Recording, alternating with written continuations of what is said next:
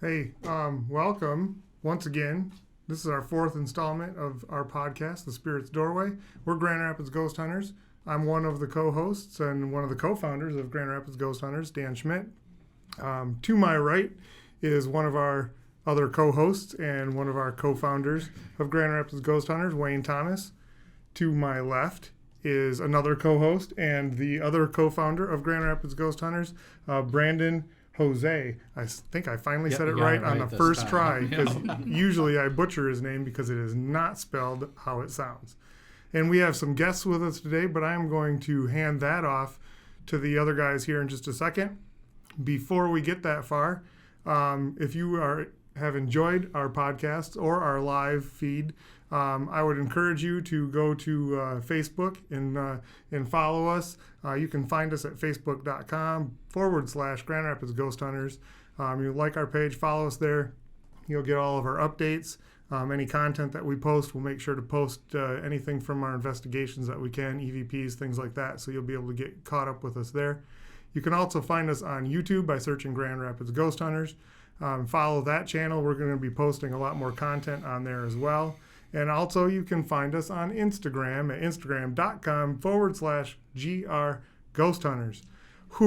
And if you've been watching us on Facebook, but you'd like to catch our podcast in full and some of the ones that you might have missed previously, you can always find us at wktvjournal.org/podcasts, where you can find our podcast and many other great podcasts there as well. And if that's not enough, if you are looking for some help with something paranormal, you can message us from our Facebook page. You can email us at grghosthunters@yahoo.com, or you can call us at 616-541-4496. Now I'm done talking. Wayne, I need a drink of water. I think you should do some infomercials there, Dan. I think Brandon should say hi. Hey, I'm Brandon Jose. I'm Wayne Thomas. Guess what? We're back. That we are. Gene's here. Gene Gregory's running the show again. Hi, Gene. Hygiene, personal hygiene. Yep. Let's. I didn't want to make a joke about that. Let's open the doorway. I don't have the creaking door with me. I'm not going to offer a deep thought. Creak. I want you to keep an open mind as you enter the realm of possibilities on the Spirit's Doorway. We're going to get right into it tonight. Our special guest is GRASPP Paranormal. Gathering research and stories of paranormal phenomena. I guess that's why they initial it. And tonight, our special guests are Kathy Clark and Bill Jones. Hello. I got just simple questions, guys. 4 or 5. You answer those questions, we'll all get out of here early. Who, what, where, why, and how? It's going to be a long night. Who are you as individuals in a team? What it is that you do, maybe how you do it, where you do it, and why you do it. So it's your show. Well, GRASPP got started back in 2005. We went out Halloween night for our very first ghost hunt, just the 3 founders, my wife Connie and our buddy Jay. And we took a bunch of pictures with a bunch of other people in Utica Cemetery. Saw some things, heard some things, thought, interesting, Looked at our pictures, found all kinds of stuff we couldn't explain. So we found a group, I won't name the group, sent our pictures to them and said, hey, what is this? Got back an email that said, you don't know what you're doing, you don't have anything, don't bother us. Wow. And kind of ticked me off. Yeah. Started looking into it myself, learning a little bit, checking things out on the internet. They were right. We didn't have anything. We didn't know what we were doing. But it got me thinking, too, there's other people with questions. They need some place to go. So we started GRASPP then. Here we are now, 15 years later, with a membership of about 14 people right now. Okay. And we're at a point where people call us. We don't have to go looking for investigations.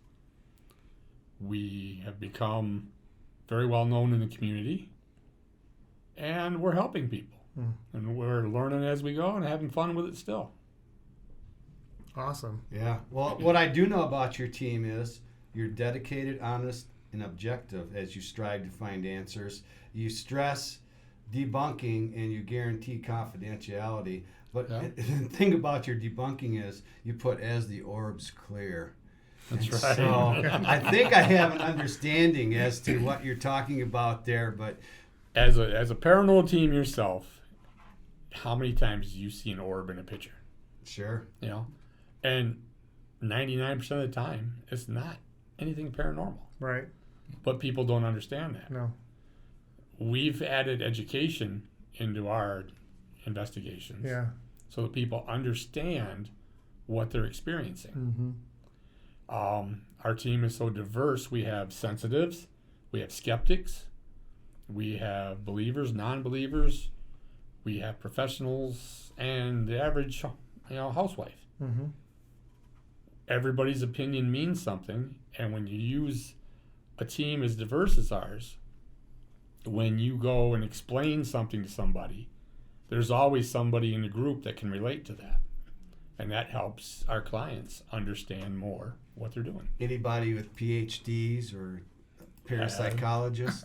Actually, we had one just left us, but yeah, we've got a TV cameraman Mm-hmm. who used to work for a local TV station here and now does documentaries. We've had engineers, we've had office professionals, we've had lots of people. At one time we were up to 27 members, and we did 25 investigations that year. And when you figure 3 to 4 months to complete an investigation, Mm-hmm. we were busy. Oh yeah, Mhm. you guys are on an investigation a Yeah. long time. Oh Yeah. Yeah, we do. We it's not uncommon for us to go back to a place and investigate it 2 or 3 times, Mhm. Sure, yeah. simply to make sure we can document, we can cross-reference Mm-hmm. all these things that are needed to be done to do it right, to make sure Right. we have what we say is this. We have the proof to back it up. Right. And you probably find too, I think we find that a lot, the first investigation, you're really going in with very minimal information. Oh yeah, And so, hopefully in that first night there, you're getting some answers that you can then go back and narrow in on who You or what can it is that focus you're it. talking to Yeah. and focus more. And maybe if you've got some names now, you can try talking to that person, by name and calling them out. And yeah. and then hopefully getting better answers. So yeah, absolutely. I see that all the time, that, quite a few times we're going in at least twice to try to confirm what we got the first time, make sure that, and then we can go back in and try to debunk things that maybe were experienced the first time that maybe we didn't get a chance to, or didn't hear it with our own ears. So we can Right. see if we can recreate that, or, There's so many EVPs you can get yeah, that at first sound like a Class A perfect EVP. right. But then you get back in there and you're going to that same area to get that same EVP again, Mm-hmm. and you catch something different, go, oh, creaky floor. Mm-hmm. That explains that. Right. Yeah. So you Right. check that one off the Yeah. list. Yeah, debunking. We had a door. We Yeah, had a, that's what I was we thinking, had the a same door thing. at a place that the first time we went in, we have it actually on camera, and we use it as an example of being able to debunk, because when you watch the footage, that door moves by itself. Like when we saw it the first time, we were convinced that door moved all by itself. And then we went back in And there. I tried to debunk it at the time because we put the door back. I tried stopping Mhm. because it was where it goes against the floor. It's where it holds it in place. And I tried stopping and doing everything I could to get that door to close again, and I could not get it to close. Mhm. But So it was just stepping on the floor at just the right spot, because the next time we went in there, Right. one of us walked through and must have stepped in that spot, and that door closed again, and we're like, oh, got it. So Yeah. yeah, that See- happens all the time. We used to train at the Elks Lodge in Grand Haven. Mm. And up in their ballroom during a training one night, we caught an EVP. I'd say it'd be a Class C. You could hear there was something there. It sounded like a complete sentence. Mm-hmm. You just couldn't make out the words, but you could hear the syllables. You knew this was a sentence. Fast forward about 4 years. We're up there doing some more training. This time we happen to have a camera pointing in a different direction, and somebody walks across the floor and we catch that EVP again. Mm-hmm. Well, as we start watching the video, we're noticing that the sounds only happen on his steps. Creaky ballroom floor. Right. Yeah, Brandon's one of our best at debunking. Yeah. I know debunking is something like you emphasized in your mission statement, and I want to compare your mission statement to ours, where you talk about dedicated, honest, and objective. We have faith, passion, and trust. So, I mean, it's different words, but I like the what you used, and you talked about debunking. I hadn't had anything in our sheet or anything in our mission statement about debunking, but I always write about it in every report when we talk about debunking, and also confidentiality, which we guarantee in writing. So do we. Yeah, very important that people know that. Most of our cases, the private people want confidentiality. Oh, yeah. And most of the commercial properties would rather capitalize on that. Yeah. See, ours comes off with levels. If we never use children's names in an investigation report or on a web or anything. But you can have just us change your names or change your location right on up to complete and 100% never mentioned again. Right. We do a similar thing where they don't necessarily have to say, well, we can't use anything. And some of the private families would rather, if we can help someone out, that we do use some of their information. Yeah. We'll get some that let us say, use the story, but don't tell them where I live. Exactly. Right, exactly. Right. Yeah. As long as you change, like you said, the names and, location, whatever. Yeah. So we try to make sure, obviously when you're in somebody's house, not any footage that you might use wouldn't have, family pictures in it and things like that so, to give it away. But hey, before we move on, Jacob, I'm going to butcher this last name, Jacob Jakim. Yes. He says hi to both of you. He says that, or maybe it's not, Michael Powers told you to suck it in, Bill. Oh, no. I'm just conveying. Is that one of your team members? You've met Mike. So, Okay. Now Mikey cannot. Him and I, we do the lectures together and stuff, and he cannot let a moment slide where he can't throw a slam. And Connie Jones says hi, and she says, "Kathy, you need to talk, or you're gonna fall asleep." Oh no. She's afraid. She's just concerned for you. So now Jake is one of our newest members. Him and his wife just joined the group here a couple of months ago. okay. And then Connie, obviously the other founder, and my wife. Hi, Connie Jones. Thanks a lot for all your help. Yeah, she's actually the founder and official secretary of the founder. Okay. Because nothing gets done in this group where it's got to be on the computer, on Facebook. That's her job. She's always on top of it. She doesn't sleep. She's like me. Pretty much, yeah. Because I've got some messages. I'm right there sitting there, but late at night, because maybe Bill is as hard a worker as you, Pastor Dan, because he actually, this is how dedicated it is. He had to take a vacation day to be here. I did, yeah. You took a vacation day to come in here? That's dedication. That is dedication. Right. My goodness. Yeah, my job, I'm a truck driver. Tomorrow I'm going to be down in Ohio. So there you go. I got to be in Ohio in Bangor, 7:30 in the morning, in Ohio, southern Ohio, there, as soon as I can. Okay. Wow. So it's like busy. boom, boom, gone. Yeah. So, Kathy, you guys have positions on the team. Do you elect officials, or how's that work? I guess. I don't know. Well, it sounded like some people have kinda positions. show up and do my thing. It's set up with us that there's the founders, then we have two managers, and then we have our sensitive team, and then everybody else is investigators. Now everybody is a jack of all trades. We all share the work. We all do a little bit of everything. But when it comes to anything that might be related to one of our sensitives, psychically involved, we have a special team that consists of there's three of you, right? Yeah. Yeah. Dawn, That will Mike, go and I. into the investigation site first. Okay. They don't talk to each other. Mm-hmm. They simply go in because every sensitive is different. Everybody feels things at a different level. Right. So they go in, they do their thing, figure out what they're dealing with. They write it all down. Mm-hmm. It comes back out to the bridge area, the main control area, and from there it's tucked in an envelope, and it sits there the rest of the night. Mm-hmm. And then we break up into smaller teams and go in and check what we can check. This way, our sensitives, if they find something that needs to be addressed, they come to whoever's in lead position that night, and they say, okay, you need to concentrate on this area. And we put a team in there, and we put equipment in there, and see if we can line things up and corroborate what their experience is. Okay. That's interesting. Yeah. So we do it a little different in that, so typically when we do, not so much on commercial investigations, but on private investigations for homeowners and whatnot, Wayne and I go in and do an interview before we do an investigation. Right.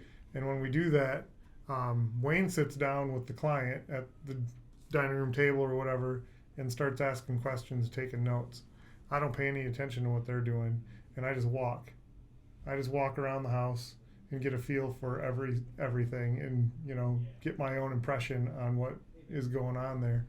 But then afterwards, I'll hear what he has to say from the notes that were given, and then give him my impression, and then we set up the time for the investigation. Right. We go from there.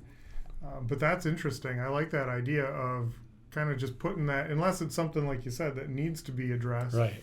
Kind of setting that aside and letting to see if the investigators come up with similar as to what you're exactly what you're feeling. And like too, we walk in blind. Yeah. When the sensitives walk in blind, we know and address. Right. We do an interview and everything like you Mm-hmm. guys do. We have a 100 question questionnaire set up, and when we do the interview, there's a team for that. Mm-hmm. Somebody's doing the interview, asking the clients and the witnesses all these questions, getting all the paperwork signed. Sure. And then we have 2 other people that are mapping the house, photographing, drawing down graphs and rooms, ideas like that. Mm-hmm. Then that's all set aside. And when it comes to the actual investigation, only the interviewer and myself know what's going on. Okay. So the whole team goes in blind. Okay. You're told to go in there. You're told check this area or check that area that's been the most active, and that's all the information you get. Yeah, that's Right. interesting. Right. Yeah, we used to work with a medium, and then we would have her go in blind Right. also. So that makes me think that from now on we should send Ray in. She's our other sensitive on the team. Have her go in blind at the beginning and see what she gets. And not even ask. I mean, unless there's something in particular that she says, you need to hit this spot or that spot, like you said. We should have to see what. Yeah, I What we like get that. from She writes everything down. Yeah, write it and all never down send and her just in put it- alone. Never send her in alone. Yeah. Right. Have somebody just walk along with, so she's not by herself. Yeah. But not say anything. Just let her do her thing and just be there to, And then, for support. like at first our sensitives were like, well, wait a minute, then we don't get to do any investigating. But after all the teams have gone through, then we just kind of have like a free-for-all, one last surge. Everybody check out what you think you need to check out. Right. The official stuff is done. Okay, now what are your hunches? Mm-hmm. Because, every person is their best tool. Yeah. That's a problem we had with a medium. I mean, she didn't want to just do what we wanted her to. She was kind of a wild card. So she would go in there first time and she would be exercising in the demons. I'm like, let's first establish they're here. Yeah. And then we'll try to get rid of them. The purpose is to find them first. Yeah. As a medium, I wouldn't be walking in anywhere. That's just really dangerous work. And so walking into something that you don't really know what you're dealing with and trying to exercise it, that's just insane. Yeah. That's just poor form. Yeah, we took some criticism anyway, but and Pastor Dan's like a demon detector, so he's better than any EMF detector or anything else that's gonna. He goes in there and he gets a feeling for stuff that's dark. He's had that ability since he was teenage. So yeah, we do rely on that, and whatever they tell us, we go by that. That's usually our best bet is whatever they've told us. That's what we got to go on. Now you talk about honesty and being objective. I'm wondering which is harder, to be honest with somebody. How many people have you had to tell that they're crazy? Well, we word it a little differently. You're, But yeah, all I right, mean, nuts then. we had a case in Grand Rapids that this couple swore demons were in their house. They swore demons were attacking their child. Mm-hmm. They swore they had photographic evidence of it. As we researched things, we discovered that it wasn't demons. Well, it was demons. It was demons of the manufactured kind. Personal demons. Personal, That comes in a brown bottle or what? little pills. Oh, okay, right. Or other They things. were both recovering junkies. Okay.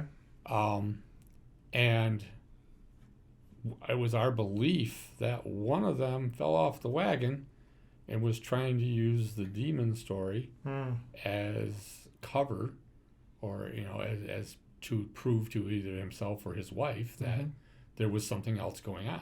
Yeah. And he would send us pictures. He would send us messages and say, "Well, this happened to me at work. Everybody saw it. My shirt moved." Okay, I got pictures of it. All right, well, let me see the pictures. So he'd text me the pictures. They'd be of him in a dark basement at his house. So I thought you said this happened at work.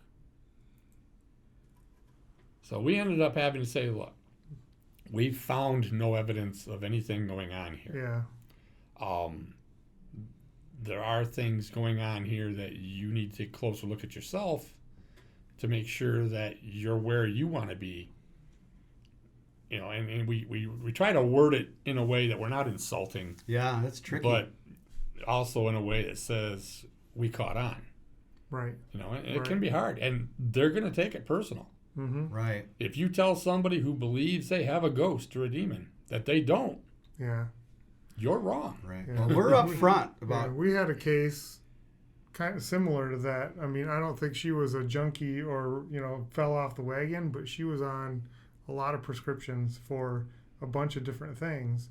And, the things that she was experiencing, we went, and we've never turned anybody down for an investigation. So we went in and we did what we do.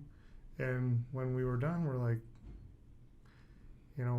we really think that what you need to do is you need to go in and talk to a psychiatrist. You need to have a med review done to make sure that your medications that you're on aren't interacting poorly with each other.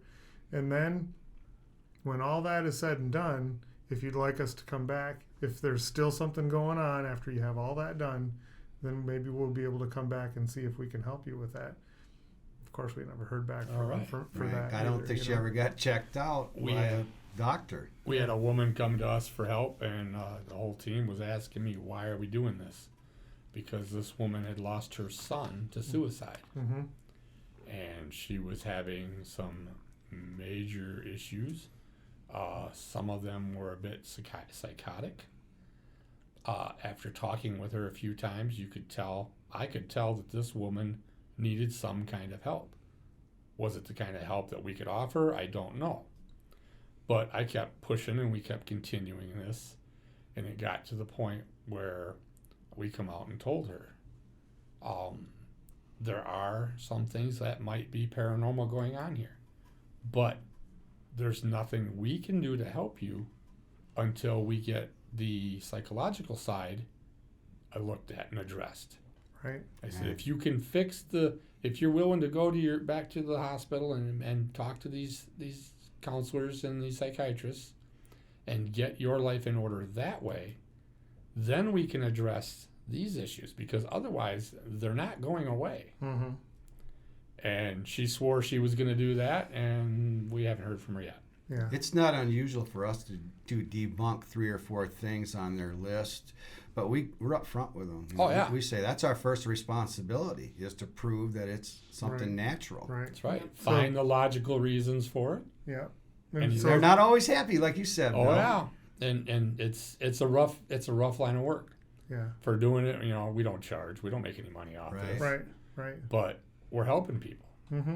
I can say the one case that we've helped somebody the most that sticks to my mind is were you with us when we went to the trailer park for the older lady? Nope. I don't think you were. We had this woman call us. She's got ghosts in her trailer. Like, okay, well, we'll come out there. Well, she told her family we were coming out there. They met us at the door. They were skeptical from the minute. Mm-hmm. And I don't blame them. You know, we sat there, we talked with this woman. She would tell us about the noises she heard in the wall. One son would lean over, yeah, a raccoon got in the bottom of the trailer. We fixed that. All right, I'd make a note. Mm-hmm. You know, she'd talk about this or that, and they'd lean over, yeah, that was this and that. All right, sure, fine, no problem. You know, we get all done with this interview. We set a date to investigate, and I tell the families, you guys can be here. You know, we don't normally like you in with the investigation with us. It tends to lead things. Right. But, you know, under the circumstances, please be here. About a week and a half before the investigation, the woman calls us up. They're here now. They're doing all kinds of crazy things. On my way. We grabbed a couple of guys from the group. We went running over there, and we found nothing. Well, as we're talking to her, we're starting to talk about her health, and we find out she's got the beginning stages of Alzheimer's. And she's been taking these over-the-counter brain supplements to help slow it down. Interesting.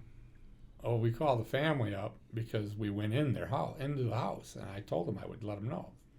And I proceeded to tell them, I said, you know, she's on Alzheimer's medicine? They're going, yeah.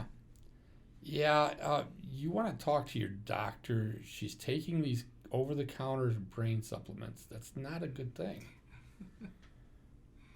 Get a phone call a couple days later.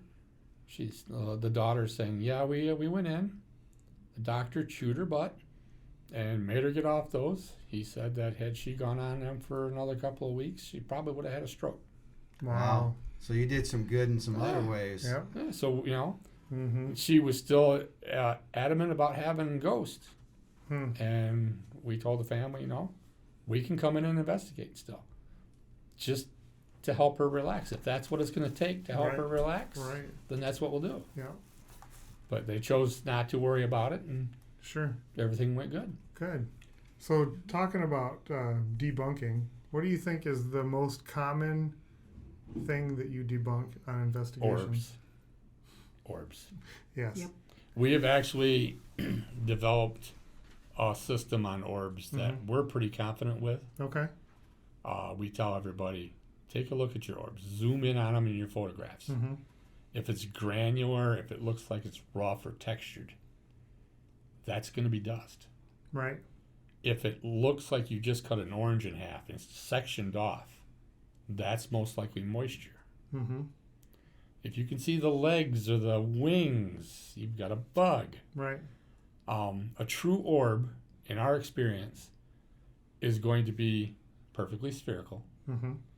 It's going to have an even, bright light from edge to edge. And when you zoom in on it, it's not going to fade or change in any way. Right. We get something like that, that's one we look twice at. Mm-hmm.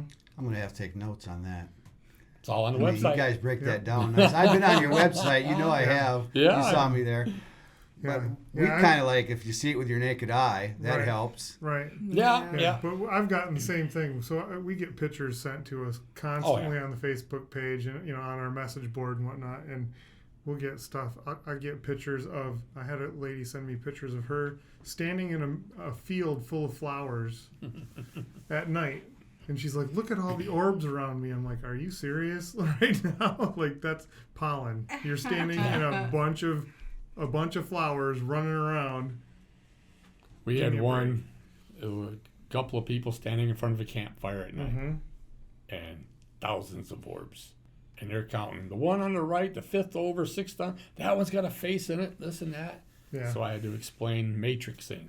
Right. You know, the thought that your mind says, I should know what this is, Mm-hmm. so it must be this. Right. The same You thing know. that makes us see pictures in clouds. Yep, exactly. Mhm. And then I told them, I says, now, what you need to do is go back to that spot, take another picture, and then take a second picture and kick your foot and see how much of a difference there is. Right. Get one of those night vision cameras and look at all that dust Oh, when yeah. you're in a dusty place. Mhm. It freaks me out. I put my mask on over my mouth Whatever. It just freaks me out when I see all that dust I'm breathing in. Yeah, we've had some of them. We've been in some place where it's just dust everywhere. Yeah. Oh, yeah. Oh, yeah. 130-year-old dust at that. Yeah. Yeah, especially when you start crawling around in the attic and in the crawl spaces. That's always my job. I love to go into those. So there's a lot of dust in there. Oh, yeah. So don't even try taking pictures down there. Kathy brought up a point about being careful and what you might run into. I'm wondering, have you ever gone on a case where, like, right away it was over your head? There's been the occasional one where it's like, yeah, okay, maybe we shouldn't be here. Have you had members get stuff inside of them, take it home with them? I can't say on any of our cases I've had that happen. No. I used to train paranormal investigators independently, so they could start their own groups. Mm-hmm. And I have had a couple of incidences where something questionable has happened. I guess there was the one time with Bill. I knew that was coming up. All righty. All right. I want to hear this now. First of all, this is the one that made my daughter terrified of anything paranormal. So thank you for that. I apologize. She will never, ever walk into the Elks Lodge again. Ever. No, wait, is this the story about Bill in the attic? Yeah. Because Connie said that you need to talk to Bill about his experience in the attic at the Elks Club. Thank you, dear. Thank you very much. Thanks, Connie. Yeah. So, take it away. I'll correct you where you can't remember. Yeah. All right. Yeah. All right. Let's start out with the act of possession or oppression. Mm-hmm. I'm not a big believer. Okay. I've had to change my view on that a little bit. It's a hard one to swallow, but we were doing a training that night, weren't we? Yep. There's a little attic room on top of the Elks. There's been activity up there that we've talked to the Elks maintenance guy about. He's been trapped in this room a few times because things will fall and block the doors and he can't get out. Well, we're up there practicing training, and at one point, I'm an old truck driver. I had bad knees. My knees were hurting. I just wanted to kind of sit down. And after a few minutes of walking around in there, I decided to sit down on the top step outside the room. And I have 4 other investigators just right on top of me. You okay? You okay? What's going on? And I'm like, nothing. I just had to sit down. No, and she's right there. We need to get him out. We need to get him grounded. We need to get him downstairs. And I'm like, I just wanted to rest my knees. We get downstairs, and she proceeds to tell me what happened. Okay, so what he remembers is like way different than what actually happened. Oh, no. Oh, yeah. Oh, no. I did not believe a word they were saying until I saw the video. So he's up in the attic and he's slurring his words. He's not quite acting like himself. He's sweating. Everything hurts. And I'm like, we need to leave right now. We need to get him out of here because there's something that is, making Bill act weird. I mean, it was almost like he was drunk and he couldn't walk right. And so we got him out on the step and we sat him down. We have this all on camera. Sat him down and he's talking weird and he's slurring his words still. And he was saying crazy stuff. And I'm like, look, we need to get him downstairs and we need to feed him. Because that's the best thing you can do when you've got, all of your energies being sucked out of you is you need to ground. Yep. And the best thing you can do is stuff some food in your mouth. Mm-hmm. So we get him downstairs at the pool table, got him to eat a little bit, and just got him calmed down. and he started feeling better once he got some food in him and something to drink. Right. And still not understanding what all the fuss was about. And he couldn't remember any of what had happened. He couldn't remember anything. And Mike and I had been tracking something up in that attic for pretty much most of the night.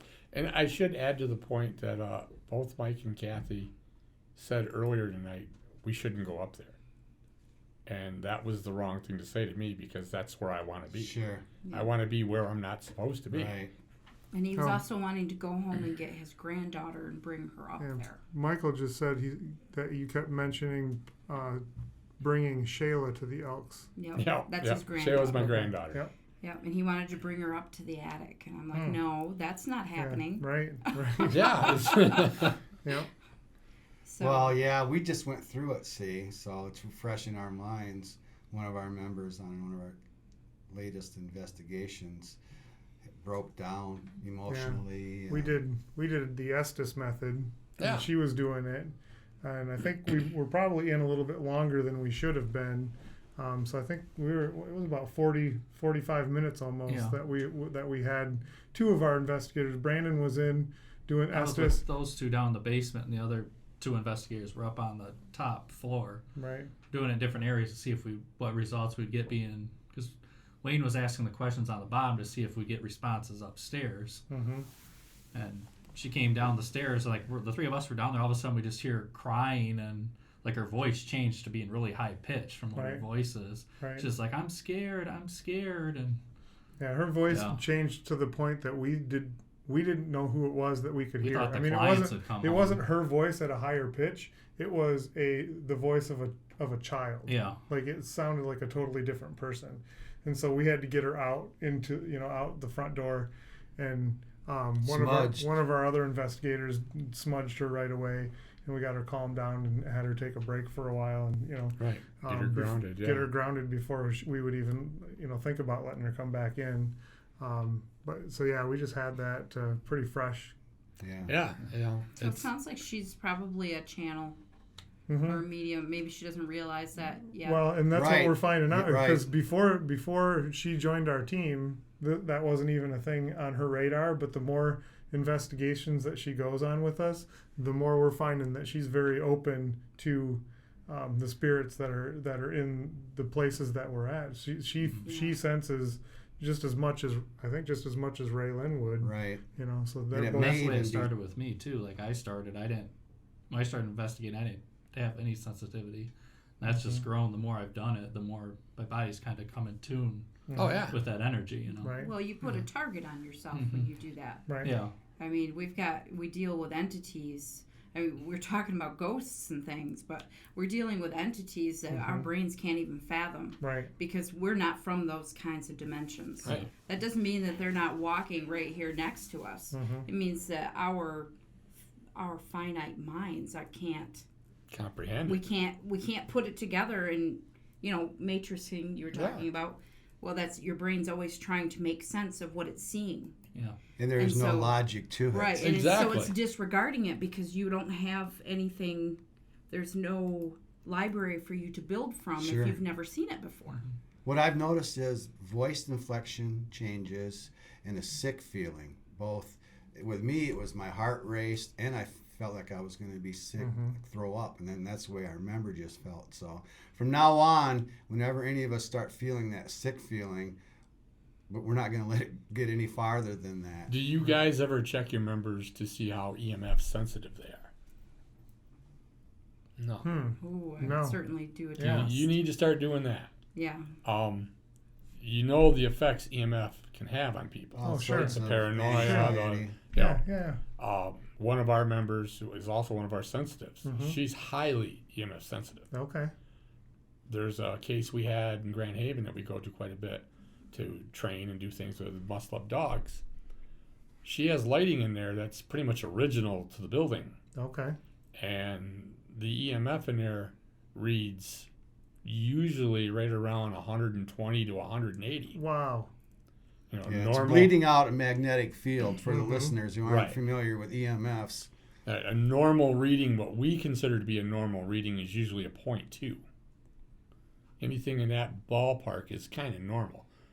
But she was in this room for 10 minutes, and she had to leave the investigation sick for 3 days because of EMF. Now, what we've found is most people who are sensitive have a rather low tolerance for EMF. Right. Sure. So by checking your members you know whether or not it's going to be safe to put them into a place for one. Mm-hmm. But you also know that those with a lower tolerance for EMF are most likely going to be a little more sensitive to the other things going on. Sure. I have put that in our reports, and a lot of the reports suggesting that maybe that's what the people are Right. experiencing. Yeah. Right, and that makes sense, because I know, like, when I walk through, like I said, I'll walk through a space during the interview, and I'm sensitive, and I'll feel that. Like, I can walk down, especially when you go down in the basement and you're over by the fuse box, and any place like that, or right over by where the furnace and the AC and all that stuff is all plugged in, that you can feel that, and it's not just knowing that it's there and getting it on my equipment, but like stand there long enough and I can start feeling that electricity just starting to affect me. In our questionnaire, one of our questions for people, if they come across telling us about feeling like being watched and paranoia in certain areas of the house, the first question I ask them is, you spend a lot of time in the freezer section at Walmart?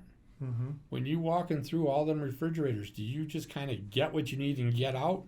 Or do you just kind of stand there and look around and window shop while you're there? If they get what they need and get out, it's usually a good sign they're probably EMF sensitive. Right. We've been in older houses that did that, but we've also been in the radio station that was one big powerhouse. Oh man. Oh, yeah. Holy Oh, smokes. wow. I mean, talk about EMFs. Even in a room like this here with the I'm cameras sure. and the microphones going, Right. the EMF is going to be high. Mhm. Right. Yeah, that's a Um, good point. Michael mentioned too that Tammy, that's our investigator that we were talking about that was affected at this last investigation, that he's empathic, but not necessarily a medium or a channeler, but he'll feel that Yep. kind of thing with at different places too. So she and that would make sense for her too, because like that whole thing was all about emotions. She was feeling the emotional energy of what we believe was that the spirit that was there, and I really think that what's happening in that case, it's affecting one of the family members in the same way, and I think that's what is happening on a regular basis is that she's feeling that emotional energy of that spirit. And so when we were there, it found Tammy because she happens to fill that same need, and so picked her out and was like, oh, well, she's open because she just subjected herself to all of this, and she's available, so I'm gonna use her to get these emotions across. So Well, the interesting thing with that too is because we were down in the basement, she was like ice cold. mm-hmm. You would touch her, she was like ice cold. That's before she went upstairs and did the Estes. Right. Yeah, and she even And made after the the Estes is when it comment happened. Yeah. because she was cold. She's like, I wonder if I'm being affected right now. And then she went upstairs and did the Yeah. Estes. I'm like, in retrospect, we're like, Yeah, we shouldn't have. that probably Yeah. was a good warning sign. Yeah. Well, it's a basic grounding will actually knock that down. I like that Right. eating part because Brandon and I always bring food. So You I'll be absolutely- ready. I I'll be largely ready. did it because There I you don't want go. to hear my stomach growling. Well, that- Oh out in the yeah, corner. we've got so many Yeah. EVPs and then there was Connie's stomach. Connie's stomach. Yes. Oh, good Oh. grief. How many times we have to call that out when we're stomach? Qualify, right? We Oh, want yeah. to do a whole thing with just all the weird stuff, weird noises, stomach growls. And these two guys, when they say they bring snacks, they bring stuff like corn chips and No, junk. he brings like, corn nuts. Brandon brings corn like, nuts. Bring something quiet. Like, what are you Yeah. doing? Well, I do it when we're on a break. I'm not doing it like during the middle of an EVP session. Crunch, crunch, crunch. Yeah, we've, That's one of the best ways to bring you down off of that, because you almost get like a high when you tap into someone else's energy, Right. and so bringing yourself down So and from- walking in there and having those protections in place already is also a very good idea. Right. Even if you're just hanging some hematite around your neck, like that's why I was asking about your cross. I carry hematite with me almost always, or tourmaline, or something that knocks down that negative energy. Raylan House would have got a good conversation with you. Yeah. Jennifer Post is at home, and Connie or Tammy Post and Jennifer Anderson. Yeah. Yeah. Yeah. Combine the two into one person. Right. Connie said to leave her stomach alone. But that does make me think that from now on I'm going to have to stop at McDonald's or something on the way to invest and just Yeah, load don't up. do McDonald's, fast food. not Just fast bring- food. Well, I gotta have my hamburger, so I'm Eat gonna yourself a bring banana or an apple. Eat something good and wholesome that isn't going to make your stomach do all that gassy, yucky stuff. Yeah, we don't want to hear it on the recordings. We have a member who he just recently moved on here a few months ago for other options, other venues and stuff. But when he joined the group, he was our engineer. He found our website and he wrote and said, "I think I can debunk anything you come across." I'm like, "All right, meet us at this address." We had him go to one of our biggest investigations. Him and I are in the house, and we had a lot of crap happen that he couldn't fathom. Sure, you're right. But the reason I bring it up was because of the noise situation. We had a house set up. It's an older home. There were 7 cameras set up through the house, voice recorders everywhere. But before we got started, I needed to use the restroom. I caught hell for that for months because the walls weren't very thick. Oh, no. We have our new members sitting on the couch in the living room. I'm off in the bathroom, and you can see him on the camera, and he's going.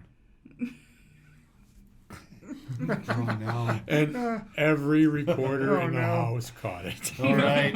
Yeah, those things are really sensitive, aren't they? Oh, yeah. My goodness, they catch everything. And the worst part is we pass everything out for review. Oh yeah, so So- everybody gets it, Yeah, and I wasn't aware of any of this being on there. right? Within days, I'm getting emails going, "Really? Come on." That wasn't a ghost. Oh, So Jenny Roloff, I think I said that right. Roloff wants to know when there's another live investigation.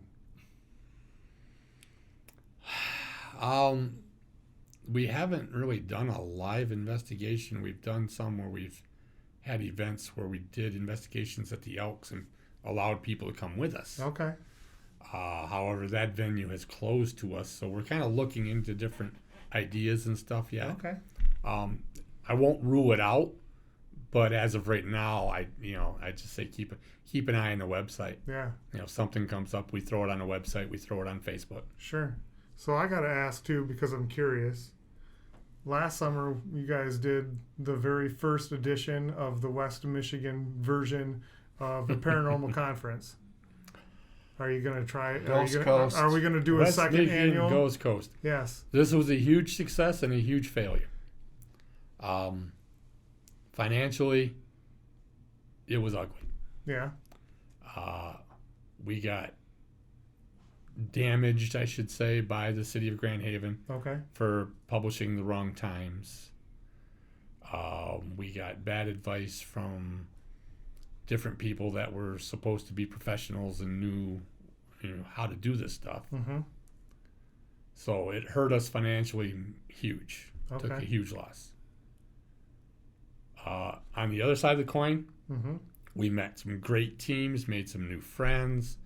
We got everybody talking to each other, working on the paranormal unity.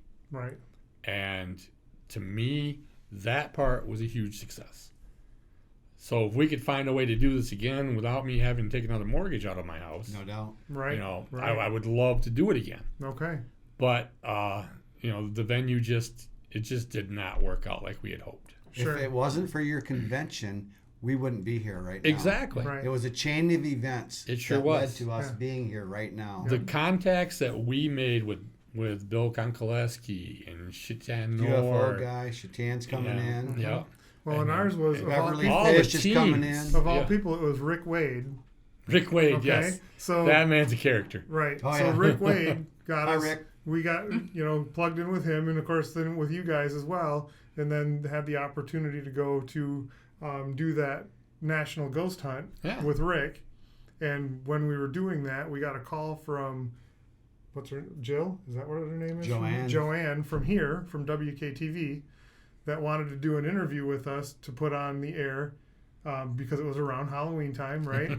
So we said, hey, why don't you come to our national ghost hunt? We'll be working already. Maybe we can set aside some time. You can see what we do, and then we can do an interview. And of course, then she came back here and talked to Jean, who's the mastermind behind this hot mess that we're doing right here. and that's how we're here right now, is because of all of that stuff. So if we weren't out there, yeah. So there's some success. Right? There's a lot of things that happened that went right. Yeah. We had a beautiful place. It was set up good. Mm-hmm. We met great people.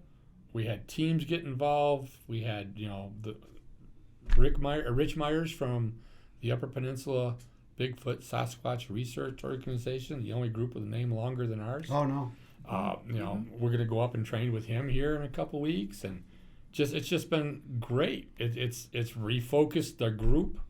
We've re-energized, even though we took such a hit. We've re-energized everybody, and if I could do it again tomorrow, it'd be done. We'd be there. Oh man, because it was fun. Oh. It'd be nice to come up with some other events like that to get more groups together. Yeah. I'm wondering about Tulip City Ghostbusters and Kim. How's Kim doing? Last we spoke with Kim was a few weeks ago. She seems to be holding her own still. Good. So this was a benefit that GRASPP did for Kim. The silent auction. Colleen, is that how you Kim Colleen, yeah. The silent auction we held for her made more money than a convention. Yeah. Perfect. So that was great. That's good. That's great. Great that she was able to get that help, that kind of help. But Kim and her Tulip City Ghostbusters, they're still running around in the suits and with the fancy little Ghostbuster Jeep. God, I'm jealous of that Jeep. Yeah, I know. We're talking about getting a van or something because we can get 6 of us in it. Right. But at Siegel County Paranormal, West Michigan Paranormal, Lakeshore Paranormal, are you familiar with them? Lakeshore Paranormal? They're right over there by you, right? Muskegon. I've heard of them. I have not met them yet. Yeah. Michigan Paranormal Alliance and West Michigan Ghost Hunter Society. I've been in touch with all those, so maybe they can get with you. Michigan Paranormal, that's Mark. With the network. So you already know some of these people. Mark was one of the groups or one of the organizations, we'll put it, because he has a network of his own over there that became part of the Michigan Paranormal Network that we tried to put on here a few years back. Okay. The goal of the Michigan Paranormal Network was to get teams to work together. The biggest issue we had with it was there were teams that are going, well, if they're involved, we're not going to be involved. No. Or getting everybody in one location so we can train together, we can exchange ideas. Right. Because if you're serious about getting real evidence, then we all have to work together and we have to start investigating the same way. If we can't get the investigation practices uniform, there's not going to be any way to get proof of real evidence. Yeah, we need some standards in the industry. Exactly. Yeah, some parameters. Now, I know Brandon wants to hear about your branching off besides ghost hunting because that's what he's interested in. I would like to join with you because some of that stuff. Are you free for the weekend of June 1st? I can request it off. We're going up to Big Knob State Park in the UP. Okay. Yep. I don't know. Okay. And I'm just gonna drive till I Rich get Myers there. from the UP BSRO, the Upper Peninsula Bigfoot guys, are going to basically give us a crash course in how to investigate Bigfoot. Okay. Yeah, I'd You- love to go do that. Yeah. Get a hold of us after this, and we'll get you some Yeah. details. And Cool. we got to That'd be have really a commitment on time. And Yeah. Sure. Yeah, that's the biggest thing is just figuring the days. Oh, yeah, Request exactly. off Your work, sign just so. fell away. we're looking into also. We're going to be getting into the UFO stuff. Awesome. We're going to start that next year. I'm trying to find the correct venue. Mm-hmm. We've been in touch with Bill's group, the Michigan MUFON, and some of the guidelines and stuff that they have would kind of conflict with our other paranormal stuff. So we're looking into other ways to find somebody to train us. We might be going with the British version of MUFON. Or there's a couple of it because they offer some classes and stuff. And that's run by brain fart. Barry Fitzgerald's, from formerly of Ghost Hunters. Okay. So him and his friend are running that over there, but they're taking worldwide acceptance. They've got online classes to teach you, the right way to do it. Just like what we're doing, you have to learn the right way. Yeah. Yeah. So the way we look at it is, it's paranormal. We need to know something about it. Sure. Yeah. Right. Yeah. Well, we ran into a case where they said that UFO landed right by their yard. The case in Lansing. Oh yeah. I mean, we weren't there for aliens, but they said that they had a UFO and they followed it and stuff. Mm-hmm. It's getting late, so I think maybe we need to get into the final thought. And because I was already prepared for it, because I invented it, I'll start, and then maybe Pastor Dan can finish, and then he can do his promo or whatever at the end. But so my final thought has to do with a coaching tip, and it's how to talk to ghosts, and it's real basic, and it's something that we try to practice. Make it a conversation, not an interrogation. Don't go in with 50 questions and think that they're going to jump through hoops for you.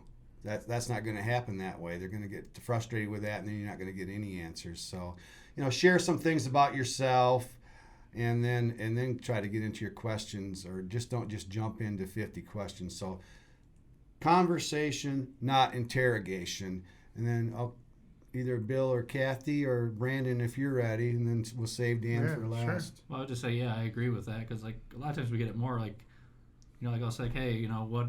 No, I work at a hardware store. What do you do for, what did you do when you were alive, and stuff like that. Right. So you got to give it some of that, and then, I think it's much easier if you're having a conversation, whereas if, you're not trying to be good cop, bad cop, interrogating a suspect kind of a thing. So. I got to agree with that too. I mean, Yeah. You're not looking for parlor tricks. Yeah. This was a person at one time, most likely. Mm-hmm. So if you show the same respect that you're talking to another person, you're going to get better results. But there's anything else that you want to stress? Maybe we didn't cover enough. There is one thing. A lot of things, and people, I don't see people noticing this enough.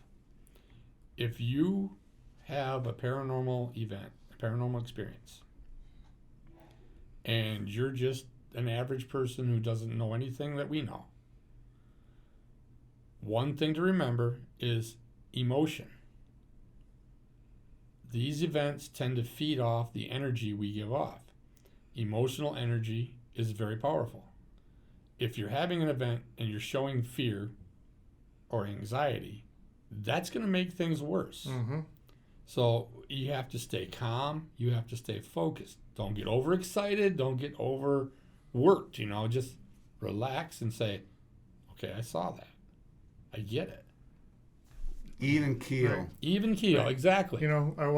We watch some of those shows. My wife and my oldest love to watch the shows that are on, and I'm sure you'll be able to guess which one I'm talking about. Where one of the individuals in particular, every time a fly farts in the room, he's like freaking out, running up and down the hallways, and Oh yeah. what? And they're professionals. See, and I've met these guys, and he's the same way off camera. Yeah, I know, right? Little And skittish. it drives me nuts. Oh, I yeah. watch that and I'm like, really? Because it's not like this is your first investigation. Like, you should be kind of used to this by Oh now. yeah. He's quite the showman. Yeah. So that's a perfect final thought, that watch out because it feeds off your emotions. That's right. That's Emotions perfect. are the key. Yeah. Perfect. They are. I just don't understand why more groups haven't noticed that. Yeah. It's imperative. Yeah. Kathy, anything that you wanted to stress? I know you're into whole different areas than what most of us sitting here are. Well, we were talking a little bit about our techniques, I think, throughout the night here. And I think what we need to keep in mind, and I know that there's probably a lot of groups out there who are watching this. Maybe they're just starting out, or maybe they're, looking for pointers. Don't be afraid to contact other groups and ask them. If you think maybe another group's got a better technique, let the ego go and Right. contact them. Hey, I've got this case and this is happening and I don't know what to do here. It's okay to contact somebody who's been in the business longer who can help you out. Yeah. Definitely. Absolutely. And I think that one of the things when we got started even like doing this podcast and whatnot, and kind of branching out, and going to your conference out in Grand Haven over the summer was just for that purpose, was to get to know some other groups, get to see what kind of techniques they're using, what kind of things that we could be doing differently to make it so that we're more thorough in our investigations, that we're making sure that we're doing it the safest way we can do it, because everybody can learn something from somebody else. Yeah. Yeah, you just got to let the ego down and open up. Yeah, that's great. That's a good point. And Kathy, you made a good point, and I learned some stuff from you guys. And I hope you don't mind that I borrowed your word. Yeah. And I worked it into our mission statement. Dedicated. I mean, it wasn't in our statement. I said it like we're on mission to. Now we're dedicated to. So I like that a lot. Yep. We have actually assisted several groups in getting started. Otsego County Paranormal. Yeah, exactly. Perfect example. It's a great group out of Gaylord. They're small.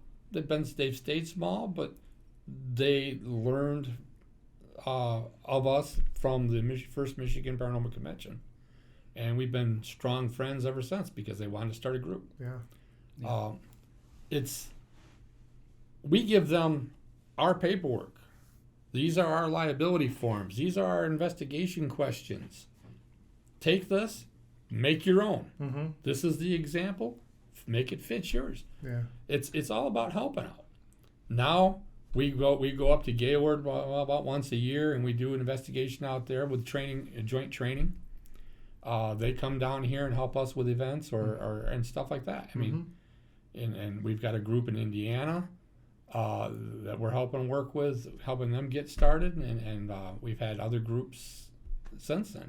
It's you got to work together. I can't say that enough. Yeah. We're going to start a training podcast. Yeah, we're going to start that too. Sweet idea. Yeah. That is a Good sweet. idea. I like that idea. Yeah, we're going to run with that. That was the reason too. Like I started like our team. We have our 6 members.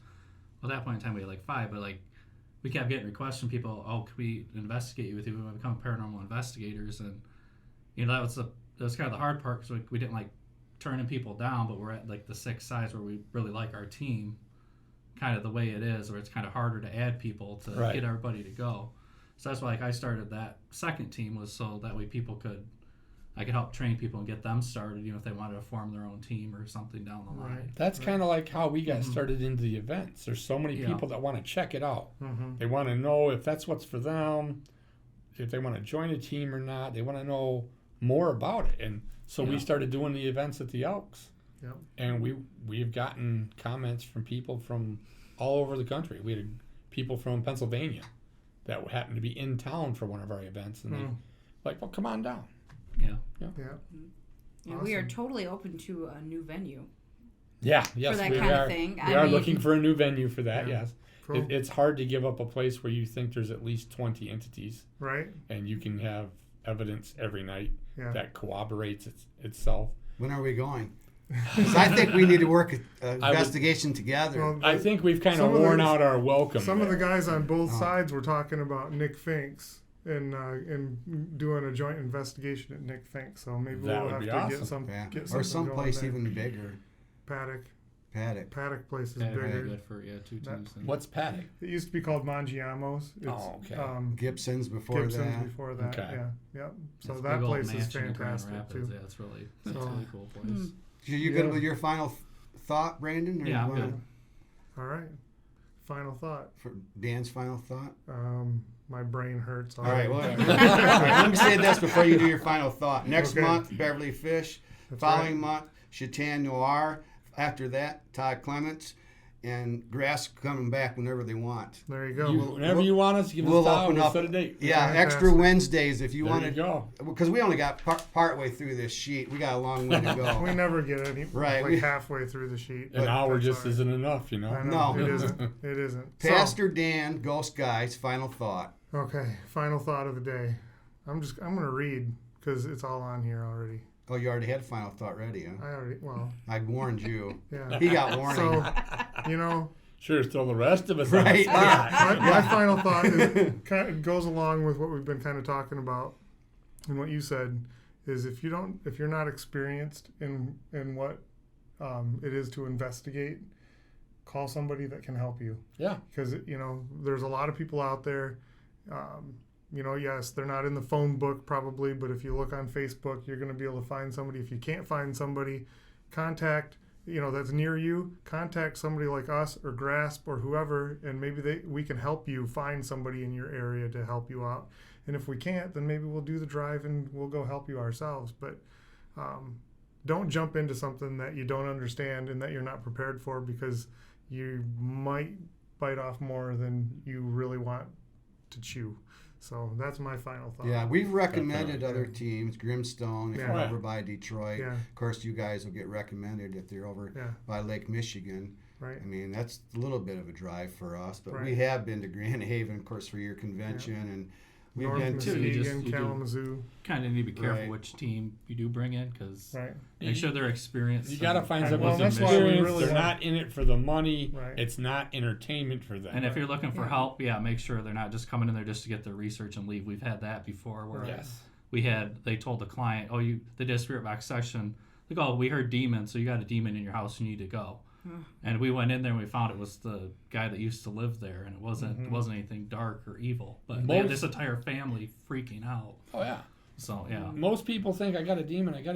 Yeah. And you get there and you go, No, you've got a squirrel. You got- 15 years of doing this, Yeah. I have yet to come across a demonic event. Right. Yeah. But I've had hundreds of people tell me I've got a demon. Mm-hmm. Mm-hmm. Oh yeah. All the It's- time. It's you gotta relax. You gotta chill Yeah. and listen and learn. We had one case that we kind of reached the end, and when it got to where the grandparents said that the little 10-year-old was levitating, Mm-hmm. it's like, that's not normal poltergeist activity. So, yeah, but that was after 1 year. That's the longest case we were ever on, Mhm. 1 year. Yep. But I think this final thought went well. Yep. And I knew this was going to be fun, Bill and Kathy. So, GRASP. Hey, If I'm you're- glad you had us. Yeah, if you're on the by Lake Michigan and you want someone to help you out with paranormal, There I you go. suppose all aspects of paranormal. That's right. You cover Anything everything. paranormal. Right. We're not So- experts on them all yet, but we're working on it. There you go. Yeah, it's like the way I always like to put it is, the paranormal is this gigantic puzzle. Each of us are gathering our one or two pieces, and we got to put them together to Right. try to Right. piece the puzzle together. Well I said. like that, Brandon. Yeah. Well said. You've been saving that one, haven't you? So See, that's a good last thought. I Yeah. thought Yeah. that's Yeah. it right there. Yeah. there you go. Yeah, I like that. So you know what? Keep stay tuned to our Facebook page and to the podcast. And if you're not following the GRASP Facebook page, you guys have a Facebook Oh, page, heck yeah. right? And Yeah. so Heck if yeah. you're not following theirs, get on theirs too. And we're gonna get together and we're gonna get in a dual investigation where we're going to team up wherever we end up going. We're going to make that happen.